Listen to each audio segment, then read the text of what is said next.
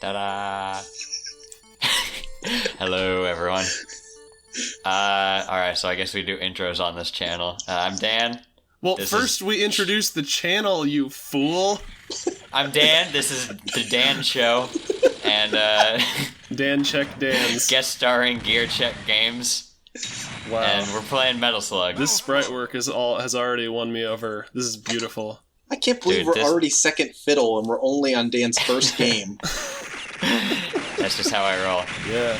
Yeah, this game has beautiful sprite work. Yeah, holy cow. And beautiful screams of terror. Yeah, this is savage. So this is on the Neo-Geo, which I'm pretty sure nobody owned.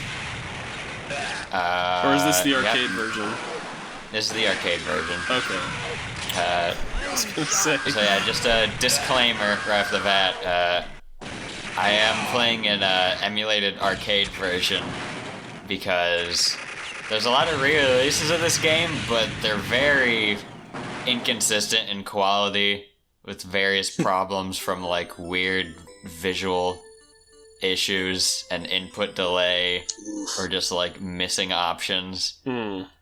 So yeah. Winners don't. So we're playing the original arcade version with the so the arcade games actually have like settings in them. So you can change like the number of lives you get, or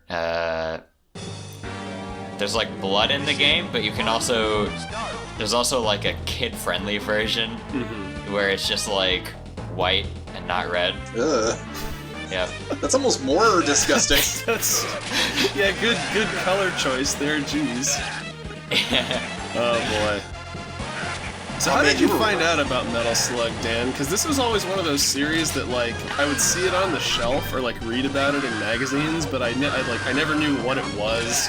I never got to play it. I don't really.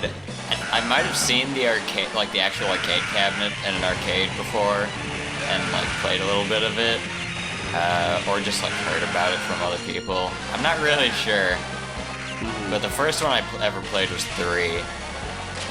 So I have to ask. This one's also really good. Like, I would very often just go back and like replay this first level whenever I'm bored. Just because like fun to run through. Yeah, it looks very, very cathartic, especially with how like good the audio-visual design is. Like, what year did this come out? God, I don't remember. It was early 90s, wasn't it? Did that guy just I think it was late his 90s. Yeah. No, he's a hippie, isn't he? Oh yeah, you're ready to see some BS. Here's some of that classic arcade era BS. Uh-oh. Oh, what? Yeah. Sometimes there's, so you rescue POWs in this game for points and, like, upgrades and stuff. And sometimes they're just, like, hidden off screen. Oh, that's what that was. Okay. Yeah. So here's the first boss. Oh, wow, that was quick. Yeah, we're really running through this. I didn't even get to comment on some things in the early level, like how there's like stuff in the level that it like gets. Oh yeah, gotta duck under this laser. Duck in a tank. Yep. I love the little squish on the treads when he jumps like that. That's adorable. The environments alone are selling me. Like these are gorgeous. Oh, yeah. There's the first boss done. This is such a weird game. I don't mean that, like, just from a first impression, like, the presentation. Because you've got this really, like, beautifully animated sprite work and this kind of whimsical tone, but then you're just going around just mowing people down like Rambo or something. It's just like, what am I supposed to think here? So I have a question, because I'm not familiar. You'll get that a lot from me. What are they were was just me trying to throw a enjoying grenade a into meal the group and it hit the clock instead. Oh, you can shoot those. I didn't. Oh yeah, and here's a fun. So I rescue this guy, and he just starts climbing up this pole. And he doesn't have anywhere to go, so he just drops back down and climbs back up. I don't really know what he's doing here. Exercises. Don't worry, you set got up his some, pants. like, Tesla coil gates right you here. gonna save that doll? No. I was gonna ask about the tanks slash metal slugs. I almost called them metal gears. Do they give you like an extra hit point and extra damage? Basically, yeah, they give you like a machine gun and alright, yeah, I got blindsided there, and then those two guys one guy in a parachute just lands on the electric fence, and the other just he runs away from me and gets electrocuted too. And I don't really know what happened. There's like something I discovered playing through this is that there's a lot of random elements in the game that like change between playthroughs. Like there will be different like drops of like things for points and stuff, or enemy behaviors and stuff. So I was gonna ask. Carnage, my god. Most of these games are two-player. Or is the two-player sprite different, or is it just kind of like Green Mario? Yeah, there's actually a different character for the second player. So this guy's name is Marco Rossi. I think that's how his name's pronounced. Yeah. And the other one is Tarma Roving. Is that what you're gonna name your kids, Dan? Listen, man. Oh, because I want to be their godfather. Oh yeah, this is the shotgun. This is one of my favorite weapons in the game. Oh yeah. It just blows people away. But yeah, it can two-shot tanks. If there's ever a shotgun in a game, you can never say no to it. Oh yeah. Resident Evil 4. Dude, OG Halo had one of my favorite video game shotguns. Just like, oh, do you want to obliterate like both types of enemies? Like, here you go. Here's the best gun.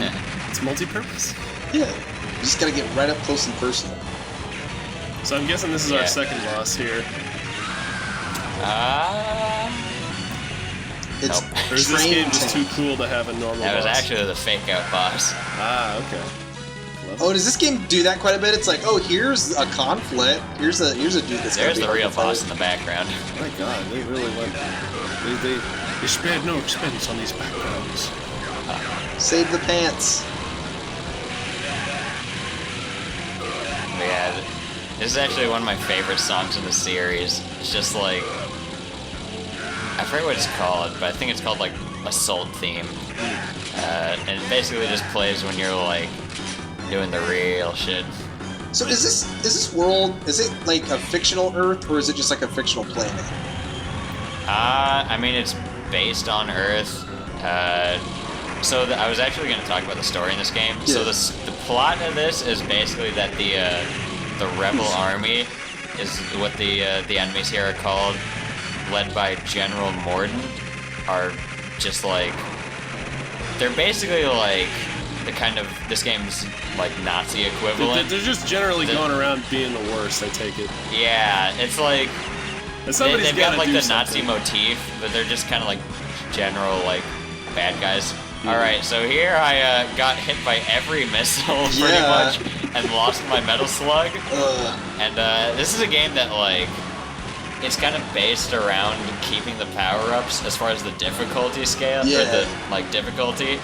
So when you lose it, you're kind of like really in a tough situation.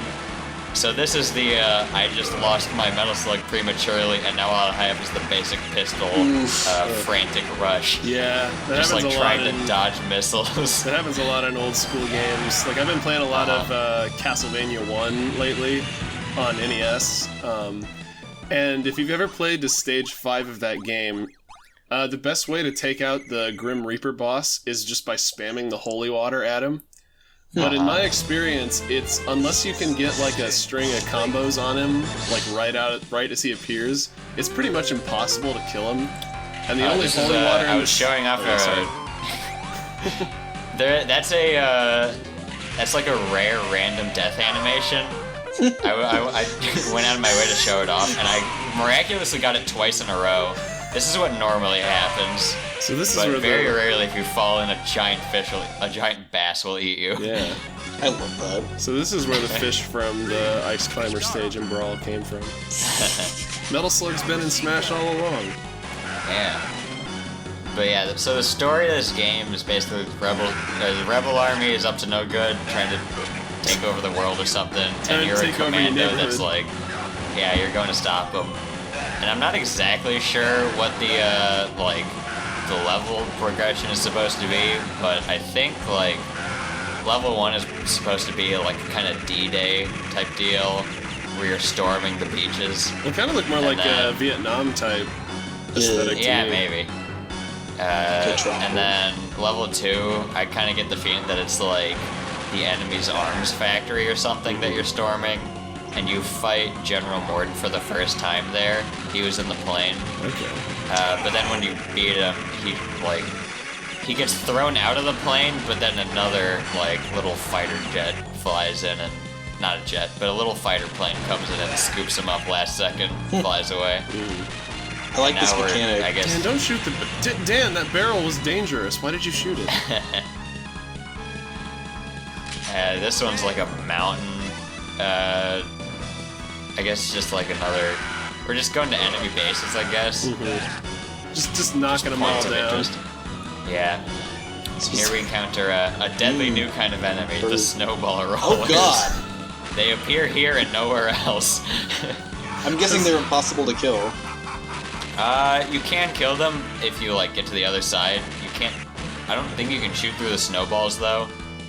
Maybe you can, but if you kill them, the snowballs keep rolling, so there's not really a point to killing them. Is this Vulcan Raven? No, I was gonna say this is another. It's Barrett before he decided to attach the gun to his arm. Yeah, this is another like mini boss. I don't remember what his name is. He got me there. But yeah, he just... Oh god. Yeah.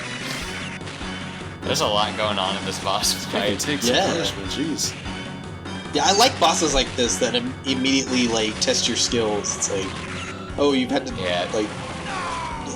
this guy has, like, the same skill set you do. Like, good luck. I was gonna say, I love bosses that, like, just run around shirtless, and yet they still take, like, 1,000,000 bullets to kill. Uh-huh. It's plot armor. Yeah. You gotta shoot through it. Is that bird trying to knock its own egg out of the nest? I don't know. This game is truly a feast for the senses. Dude, it really is. I love it. It's so densely packed. Alright, that was me. Every single screen has so many things going on. Yeah, like clipping through the wall there. That turkey is still alive! It's like wiggling, ew. It's the juices coming out of it. Oh my Alright, that's a funny gag. That's great. This is just the game where This game has so many just like one-off gags. If you look away for a second, you miss it. Yeah. You start talking about Castlevania, you miss it. Yeah. This definitely looks like a game the developers really like to make. So that was the guy sitting on the barrel, caught on fire and ran into the factory or the warehouse or whatever. Oh my god, what is happening? You think me killing Pikmin is bad? My senses. So later on, I've seen you've only gotten like a standard like little baby tank. Are there other tanks you get later too? In this game, this is the only tank. The tank is the Metal Slug. Okay. The game's namesake. Yeah. I think the game's full name is actually like Super Vehicle -001 Metal Slug or something. But in later games, there are more different kinds of Metal Slug. Okay. Metal slugs, including some pretty fun designs. You know what this art style reminds me of? It reminds me of like a bloodier Advance Wars. Oh yeah. Kind of, yeah. It's got that like cutesy war style. It's it. Yeah. I don't see Nintendo making something this violent though. Yeah. Well, hey, they published Conquer back in the day. There's some actually like pretty gruesome death animations, like for the enemy soldiers. Yeah, what is this game rated? Is this an M or? I don't know. Did arcade machines get like ratings? I think I remember seeing ratings on like I don't know, the ones I grew up with, but those were like later like 3D arcade games. What is this shambly tank thing? It's a Shagohod. So right there, I showed off a very useful strat for the Metal Slug, where this boss has this like this blast attack that shoots at you, and it's like really hard to avoid. But if you exit the Metal Slug, you get a few frames of like invincibility, or like a second of invincibility, so you can use that to dodge attacks. But then you're like out of the tank, and you gotta get back in before you get one-shotted. Yeah. Well, that's handy. That's super handy if you can do it. All right, well, that was episode 1. Join us next time for episode 2. Yeah, where we fight Colonel Vulcan. Yeah. Oh boy. All right. Good night, everybody. See ya.